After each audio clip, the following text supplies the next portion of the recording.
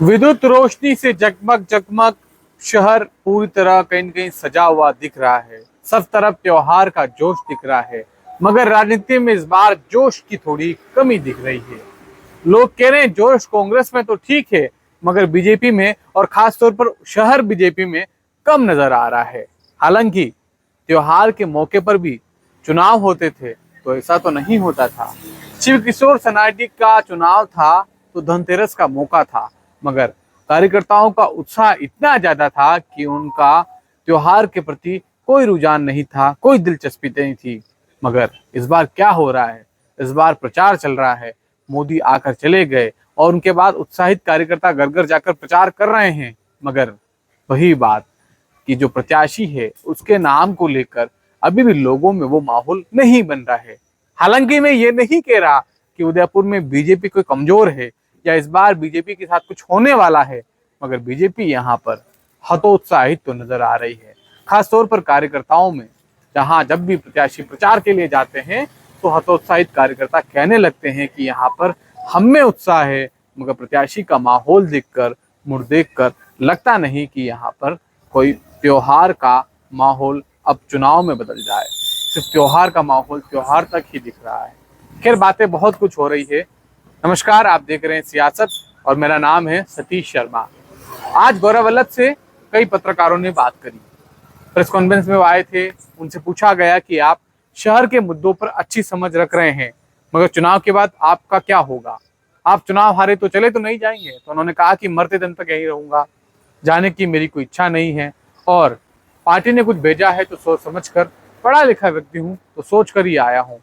शहर को लेकर विजन है और पूरी तैयारी के साथ लगा हुआ हूँ। अब शहर वासियों के ऊपर है, शहर के तमाम वोटर्स के ऊपर है कि वो किसे चुनते हैं। खैर, ये वोटर्स का अधिकार है कि वो किसे चुने, कांग्रेस को या बीजेपी को। लेकिन यहाँ पर एक स्थिति नजर आती है, यहाँ पर राजस्थान की आप तमाम सीटों को देखते हैं तो वहां पर पार्टी बनाम पार्टी की स्थिति नजर आती है। कांग्रेस के प्रत्याशी कहीं न कहीं पार्टी को घेरते हैं, मगर यहाँ पर पार्टी को घेरने के बजाय इस बार प्रत्याशी को ज्यादा घेरा जा रहा है। फूल सिंह मीणा भले ही उदयपुर ग्रामीण में अच्छा परफॉर्मेंस कर रहे हो, उदयपुर शहर में भी, कटारिया की परंपरागत सीट में भी माहौल कार्यकर्ताओं में अच्छा है, कार्यकारिणी का माहौल ठीक है, मगर इस बार जो हुआ है और इस बार जो ऐलान हुआ है उसके बाद वो माहौल नहीं बन रहा है। लोग कह रहे हैं कि शिव किशोर सनाटी के टाइम जब त्योहार था फिर भी लोग त्योहार को भूलकर चुनाव में काम कर रहे थे, मगर यहाँ चुनाव में भी लोग त्योहार की बात कर रहे हैं। जब त्योहार नहीं था उससे पहले भी लोग कह रहे थे कि साहब ये काम है, वो काम है, मगर वो माहौल नहीं बन रहा है। खैर, देर सवेर ही सही भाई साहब आ गए हैं और भाई साहब लोगों से मिल रहे हैं। राजनीति को समझने वाले लोग बता रहे हैं कि बहुत जल्द इन सब कयासों पर भी विराम लगने वाला है और वो एक अच्छा मंत्र देकर जाएंगे और बता देंगे कि कैसे कांग्रेस का सामना करना है और कांग्रेस के सवालों का क्या जवाब और क्या प्रत्युत्तर देना है। मगर बात वही कि बार बार गौरव वल्लभ कह रहे हैं कि आप सामने आइए और बात करिए शहर के विजन पर, विकास पर। ऐसे में प्रत्याशी तो आ नहीं रहे, और आ रहे हैं तो उनके ही निकटतम रिश्तेदार युवा नेता और आकर बात कर रहे हैं। तो ऐसे में प्रत्याशी वर्सेस प्रत्याशी का मुकाबला नहीं होकर प्रत्याशी वर्सेस कार्यकर्ताओं का कहीं न कहीं मामला हो रहा है।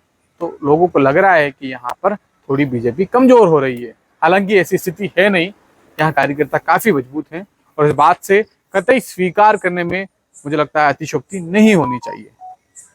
बात करते हैं आज गोगुंदा की, जहां पर इस बार लाल सिंह झाला की प्रतिष्ठा दांव पर है। पूरी तरह अपने समर्थकों के साथ लगे हुए हैं कि वो इस बार उदयपुर नहीं आकर सिर्फ गोगुंदा में अपना पड़ाव डाले रखे हैं और मांगीलाल गरासिया को जिता कर रहे हैं, जिताने के लिए पूरी कोशिश भी कर रहे हैं। मगर इस बार वो राव परिवार को भूल गए। राव परिवार कौन है? गोगुंदा की राजनीति में राव परिवार का रोल क्या है? लोग कह रहे हैं और समझने वाले समझते हैं कि राव परिवार क्या है। और 2008 के चुनाव में भी जब मांगीलाल गरासिया जीते थे तो राव परिवार का योगदान था, मगर उसके बाद जब उन्हें साइडलाइन किया गया तो क्या स्थिति हुई 2013 में, 18 में, ये कांग्रेस के समझने वाले लोग कम से कम गोगुंदा में अच्छे से जानते हैं। हालांकि अब राव परिवार के जो लोग हैं, नेता हैं, वो झाला साहब के कहने पर आ जरूर रहे हैं, मगर वो माहौल अभी भी बन नहीं रहा है। ऐसे में लोग कह रहे हैं कि मांगीलाल गरासिया को चुनाव जीतना है तो इस बार सब रूठे हुए लोगों को मना लें, क्योंकि हालत अच्छी हो रही है, वो टक्कर में आ रहे हैं। ऐसे में जहां सवाराम गमीती के जो समर्थक हैं वो ये चाहते हैं कि मांगीलाल गरासिया चुनाव हार जाए ताकि अगली बार उनका नंबर लगे, मगर दूसरे नेता चाह रहे हैं कि किसी सूरत में कांग्रेस एक हो जाए। तो इस माहौल के बीच मांगीलाल गरासिया को समझने की जरूरत है कि वो जो परिवार नहीं आ रहे हैं और उनका प्रभाव कहीं न कहीं ज्यादा वोटर्स तक, ज्यादा कास्टिज्म फैक्टर्स में इम्पैक्टफुल है, वहां पर उन्हें जाना चाहिए। उदयपुर ग्रामीण की बात करें तो यहाँ विवेक कटारा से लोग अभी भी खफा चल रहे हैं। विवेक कटारा के लिए कहा जा रहा है कि वो उन नेताओं तक नहीं पहुंचे हैं जिनके पास अक्सर उनके पिता चुनाव से पहले चले जाया करते थे, बात करके मना लिया करते थे, अब तक वो वहां पहुंचे नहीं है। तो कहीं न कहीं कमी के तौर पर विवेक कटारा की जो बात आ रही वो यही कि उन लोगों को मना लिया जाना चाहिए, और इसमें सबसे ज्यादा बेहतर कोई हो सकता है तो उनकी माता सज्जन कटारा, उनको आगे करके उन तमाम लोगों को बुला लेना चाहिए, समझाइश करनी चाहिए, और उसी ऊर्जा के साथ शहर के आसपास के जिस इलाके में उनका विधानसभा क्षेत्र है वहां पर काम करना चाहिए। मगर हुआ क्या, अब तक लोग लगे नहीं हैं। लोग कह रहे हैं मजबूरी है, पार्टी का झंडा लेकर चल रहे हैं, मगर वो ऊर्जा नहीं है, वो ताकत नहीं है, क्योंकि हमें नहीं लगता कि जिस ऊर्जा के साथ हम काम कर रहे हैं वैसे में हम लोग फूल सिंह मीणा के सामने जीत का परफॉर्मेंस कर पाएंगे। तो इस तरह की बातें तमाम सीटों पर हो रही, मगर महत्वपूर्ण सीट वल्लभनगर में क्या हो रहा है, सुना है वहां पर कुबेर सिंह चावड़ा के बाद कुंदन सिंह भी जल्द ही जनता सेना को खुला समर्थन देने वाले हैं। पार्टी शायद ज्वाइन करें ना करें इसको लेकर अभी तक कयास है, लेकिन कहा जा रहा है कि 200 से 300 समर्थकों के साथ कुंदन सिंह कछेर भी जनता सेना के साथ जाने वाले हैं और लगभग फाइनल हो चुका है। इसका असर किस पर पड़ेगा? इसका असर पड़ेगा मोटे मोटे तौर पर कांग्रेस पर। आप माने या ना माने, इसे कुछ भी कहें, मगर आप ये बात मानकर चलिए कि यहाँ पर कुबेर सिंह चावड़ा का प्रतिनिधित्व कहीं कहीं लोगों तक है, उनकी पहचान, उनकी पकड़ और उनकी छवि जो है वो कहीं कहीं अच्छे नेता के रूप में रही है।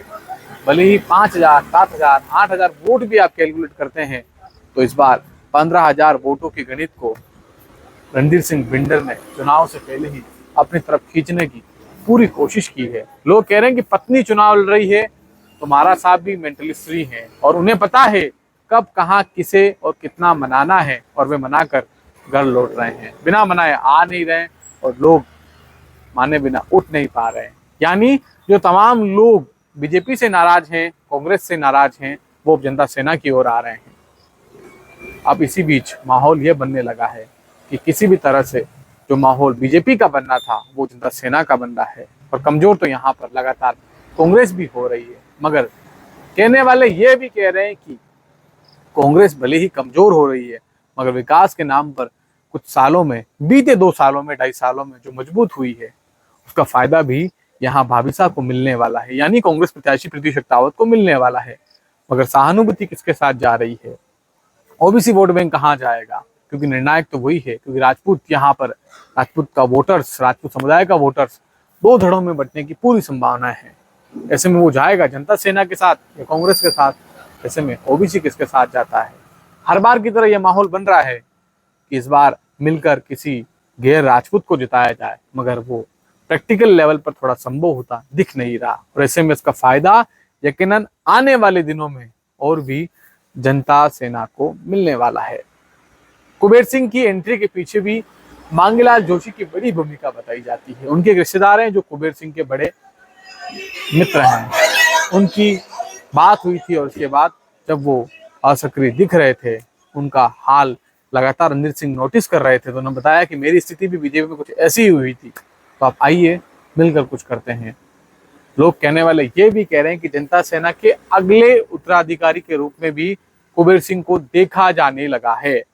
लोग कह रहे हैं, लोग बता रहे हैं, और हमें भी लोग जब बताते हैं तो हम आपको बता देते हैं कि कुंदन सिंह भी अब आने वाले हैं, और उनके साथ सैकड़ों नहीं, हजारों नहीं, मगर समर्थक अच्छे आने वाले हैं। कितने आएंगे वो तो वक्त के बाद पता लग ही जाएगा जब वो ज्वाइन करेंगे।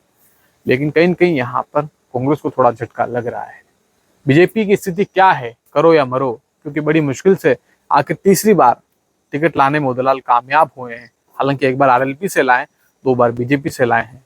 ऐसे में इस बार अगर वो टिकट लाए हैं और नहीं जीते हैं तो उनका राजनीतिक भविष्य भी कहीं न कहीं खतरे में पड़ता नजर आता है। ऐसे में दलाल डांगी भी पूरी कोशिश कर रहे हैं, मगर अभी तक राजपूत समाज का वोटर और दूसरे जनरल वर्ग का वोटर उनके साथ नहीं है। ऐसे में कॉन्फिडेंट तो वो भी नहीं दिख रहे हैं। मावली की बात करते हैं।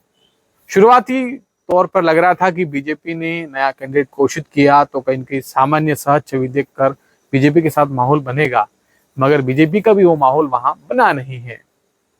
कुलदीप सिंह के पक्ष में शुरुआती लेवल पर लोग आरएलपी में जाने से नाराज हुए थे, मगर अब फिर समर्थन बनने लगा है। सहानुभूति की भावना उनके साथ जाने लगी है। लोग कह रहे हैं कि पार्टी ने लगातार दूसरी बार उनके साथ धोखा किया है। ऐसे में इस बार व्यक्ति को देखकर वोट देना तो बनता है। तो कुल मिलाकर मावली की गणित भी कुलदीप सिंह के पक्ष में थोड़ी बनने लगी है। जो नाम शुरुआती लेवल पर आरएलपी में जाने के बाद नहीं दिख रहा था, मगर अब कुलदीप सिंह के पक्ष में उनके साथ लोग जुटने लगे हैं। खैर, ये तो वोट से 5 दिन पहले और अंतिम 1 दिन पहले तक तय होगा कि इसकी गणित कहाँ जा रही है। मगर शहर में माहौल गौरव वल्लभ का बनने लगा है। मगर बात वही कि बीजेपी का कोर वोटर इतनी आसानी से कांग्रेस को वोट देगा नहीं। तो ऐसे में क्या होगा?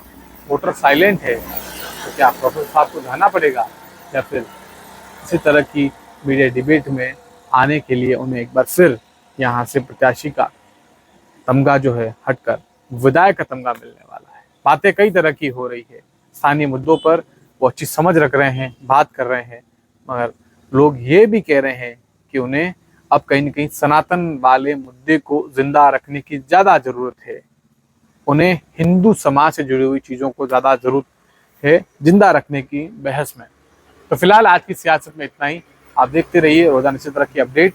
नमस्कार।